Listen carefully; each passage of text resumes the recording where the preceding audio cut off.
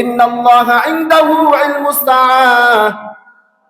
কেউ যদি বলে কিয়ামত কবে হবে, রাসূল জানতো সে মিথ্যাবাদী, কারণ কিয়ামত কবে হবে জানেন একজন, তিনি কে? আরো জনে তিনি কে? দুই নম্বরে ওয়ায়ুনাজ্জিলুল গায়স।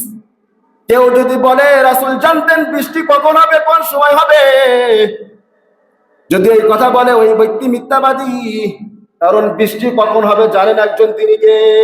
তিন নম্বরে ওয়ায়ালামু মা ফিল আরহাম। কেউ যদি বলে রাসূল সাল্লাল্লাহু আলাইহি সাল্লাম মায়ের রেহেমের ভিতরে কি আছে, সন্তান মেয়ের আছে না এটা জানে, তাহলে সে মিথ্যাবাদী, কারণ এটা জানেন একজন, তিনি কে? চার নম্বরে ওয়ামা তাদরি নাফসুম মাযা তাকসিবু গাদা।